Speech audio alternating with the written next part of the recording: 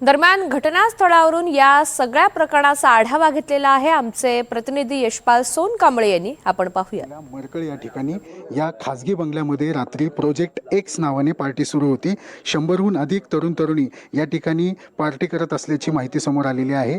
इंद्रायणी नदीच्या काठावर असलेला हा खाजगी बंगला आहे. या बंगल्याच्या आतमध्ये स्विमिंग टँक सुद्धा आहे. एकूणच 100 तरुण तरुणींना आता पोलिसांनी ताब्यात घेतलंय.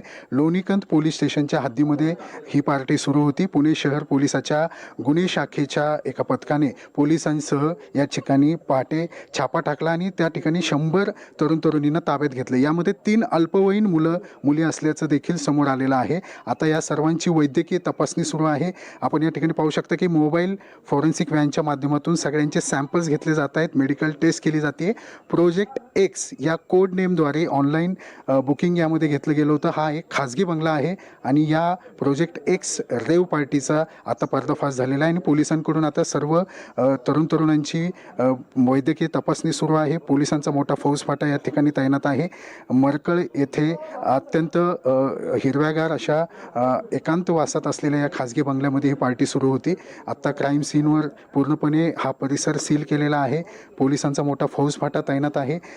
या ठिकाणी 11 वाजेपर्यंतच पार्टीसाठी परवानगी दिली असल्याची माहिती देखील समोर आली आहे. परंतु रात्री 1 नंतर या ठिकाणी गोंधळ सुरू झाला आणि लोणीकंद पोलिसांचं एक पथक, पुणे शहर गुन्हे शाखेचं एक पथक या ठिकाणी आलं आणि पहाटेपर्यंत ही कारवाई झाली. या ठिकाणी हुक्का, गांजा असे जे अंमली पदार्थ आहेत ते देखील जप्त करण्यात आलेले. जवळपास 1 लाख रुपयांची विदेशी दारूसुद्धा या ठिकाणी जप्त करण्यात आलेली आहे. प्रोजेक्ट एक्स हाऊस पार्टी असा एक बॅनर देखील आपल्याला या ठिकाणी दिसून येतोय. हा एक खाजगी बंगला आहे आणि या बंगल्यामध्ये या ठिकाणी 100 तरुण तरुणी पार्टी करत असल्याचं समोर आलं. आता या पुढच्या काळामध्ये आपण या ठिकाणी पाहू शकता की काही बिअरच्या बाटल्या देखील आहेत.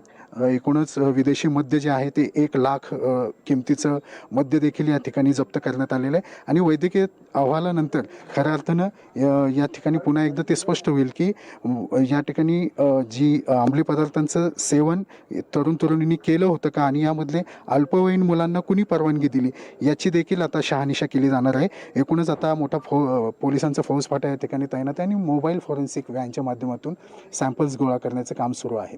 यशपाल सोनकांबळे, NDTV मराठी, मरकळ.